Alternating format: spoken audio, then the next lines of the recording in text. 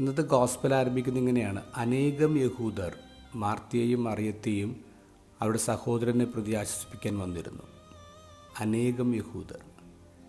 ഒരു സ്പെക്കുലേഷനാണ്, ഈ അനേകം യഹൂദർ എന്തുകൊണ്ട് ഈ വീട്ടിൽ വന്നേ? അതെല്ലാവരും തന്നെ അവരെ കംഫർട്ട് ചെയ്യാനാണോ വന്നിട്ടുള്ളത്? അല്ലെന്നാ തോന്നുന്നത്. കാരണം ഇത് യൂദായിൽ സംഭവിക്കുന്നു. യൂദായിൽ അതിന് തൊട്ട് മുമ്പ് ഈശോനെ കല്ലെറിഞ്ഞ് കൊല്ലാൻ ശ്രമിച്ചത് യഹൂദരാണ്. അപ്പോൾ ഈ യഹൂദർ എന്തുകൊണ്ടാണ് അവിടെ വന്നേ? ഈശോ ആ വീട്ടിൽ വരുമെന്ന് അവർക്ക് ഉറപ്പുണ്ടായിരുന്നു. അത് കാണാനാണ് അവർ വന്നത്. മറ്റൊന്ന്, യഹൂദർ മാർത്തയും മറിയത്തെയും കുറ്റപ്പെടുത്തിയിട്ടുണ്ടാവും. അവിടെ കോമൺ ആയിട്ട് കമൻറ്റ് പറഞ്ഞിട്ടുണ്ടാവും, എത്രയോ തവണ ഈശോ ഈ വീട്ടിൽ വന്ന് കയറിയതാണ്, ഈശോ ഇഷ്ടപ്പെട്ട വീടെന്നല്ലേ പറയുന്നത്, എന്നിട്ട് എന്തുകൊണ്ട് ഈ വീട്ടിൽ ഇത്ര വലിയ ദുരന്തം നടന്നു?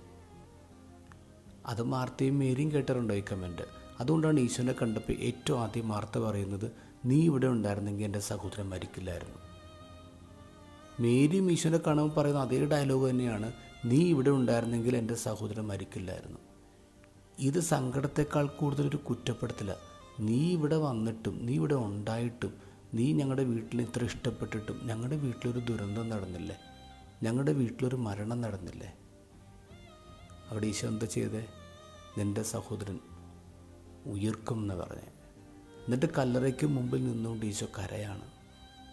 നമ്മുടെയൊക്കെ വീട്ടിൽ ഒരു മരണം നടക്കുമ്പോൾ, ഒരു ദുരന്തം നടക്കുമ്പോൾ നമുക്ക് ഒരുപാട് ചോദ്യങ്ങളുണ്ടാവുന്നുണ്ട്. അവിടെ എന്ത് ഓർക്കണ്ടെന്നറിയാമോ? ആ ശവപ്പെട്ടിക്കരികെ നിന്ന് കരയുന്നൊരു കർത്താവുണ്ട്. അവൻ അവിടെ നിന്നിട്ട് നമ്മോട് പറയുന്നൊരു പ്രത്യാശയുടെ വർത്താനമുണ്ട്, ഇവൻ ഉയർക്കും, ഇവൾ ഉയർക്കും.